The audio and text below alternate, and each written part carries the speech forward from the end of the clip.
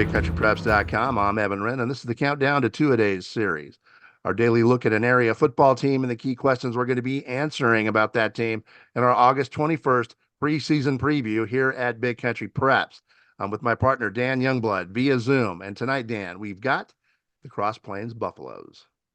Yeah, the Cross Plains went 4-7 last year. Did make the playoffs, but kind of a rough season by their recent standards. They do return a good group from that team. 7 starters on the offense, 9 defensive starters among 10 total returning lettermen. So a good group back from that bunch, and they'll have some call-ups from a 4-5 JV team. So yeah, this Cross Plains team should be more experienced, should have good leadership. I think the big question is going to be kind of, can they take a step forward from the season they had last year? They're obviously going to have some things they'll have to do to accomplish that, and we'll discuss a few of those here in just a few minutes. Before we get going with tonight's show, we want to remind you YouTubers to please hit the subscribe button. And then after that, hit the little bell so you'll get notifications each and every time that Big Country Preps comes up with a new video. And here's a quick thank you to a couple of our sponsors, beginning with For the Love of the Game Broadcasting and our old friend Terry Slavens, owner of K-Lakes 93.5 FM out of Breckenridge, 97.7 FM KATX out of Eastland, Classic Country AM 1330 out of Graham, 94.7 FM KWKQ out of Graham, KROO 1430 AM out of Breck, and KWBY 98.5 FM out of Ranger. That is For the Love of the Game Broadcasting. Also, Rob Durham, sales consultant at Bear Chevrolet Buick Cadillac up in Breckenridge.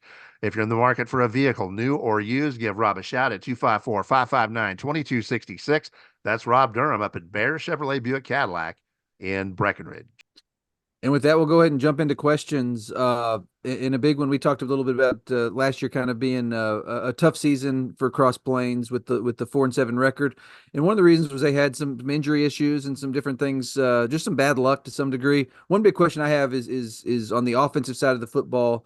What kind of season we're going to see from Cade Purvis? This is his senior year. He's been at it for a long time. A kid who's been, playing at that position since he was a freshman, and this year is going to be a senior year coming off a year where he passed for 854 yards and 5 touchdowns. Had some injury issues he had to fight through.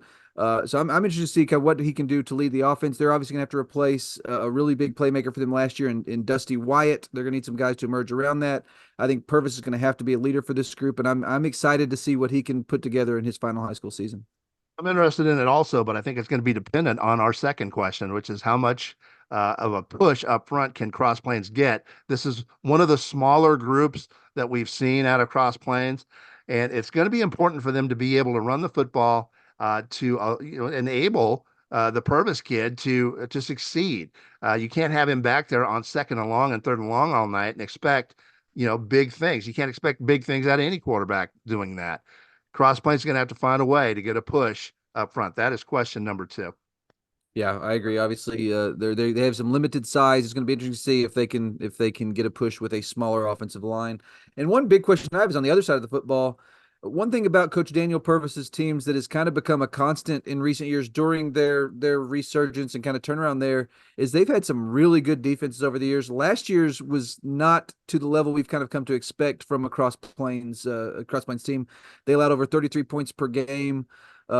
Really had trouble stopping the better offenses on their schedule. I'm interested to see with those 9 defensive starters back, if they can kind of get back to playing that level of defense that we've come to expect from these Cross Plains Buffaloes. Because defensively, Coach Daniel Purvis has done a remarkable job coaching that defense over the years.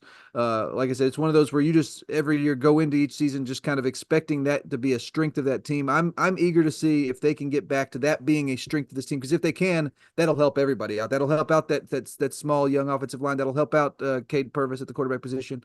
If they can start playing the level of defense that we've that they've grown accustomed to, I think you'll see the offense benefit from that as well. So that to me is going to be a big question, and one that they'll have to answer this year. And staying healthy will help them do that. They weren't able to stay healthy last year. That really affected both sides of the football for them. They're going to have to stay healthy. That's the luck of the draw. Last year was not a lucky season for Cross Plains.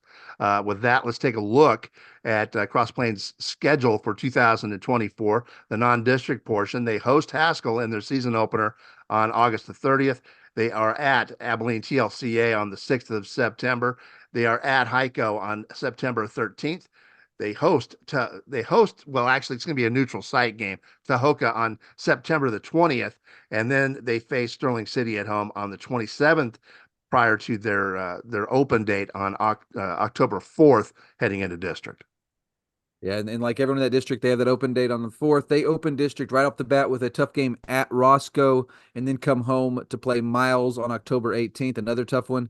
And it doesn't get any easier after that. They go to Albany on the 25th of October before playing a couple of really basically must-win games to close the regular season schedule on November 1st at Hamlin, November 8th against Winters at home. So I like their non-district schedule in terms of giving them an opportunity to build some confidence, get a couple of wins under their belt. But the start of that district schedule, when you've got Roscoe, Miles, Albany, bang, bang, bang, that is a tough, tough stretch. We'll see if they can steal one there. All right, with that, it's about time to wrap up this edition of the Countdown to Two-A-Days series, the Cross Plains Buffaloes. But before we do that, we want to remind you that on August 21st, that's the big day here at Big Country Preps. That's the day we release our annual preseason football preview. And this year, instead of a base 40, we're going to have a base 45. And by that, I mean we're adding 5 new teams to the mix.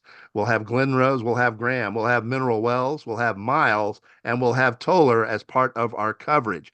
So we'll have our base 45, and we'll have 6-man coverage as well on top of that. And with that, we'd like to thank you for joining us for this episode of our Countdown to Two-A-Days series. And make sure you come back tomorrow when we will be previewing the Hamlin Pied Pipers here at BigCountryPreps.com.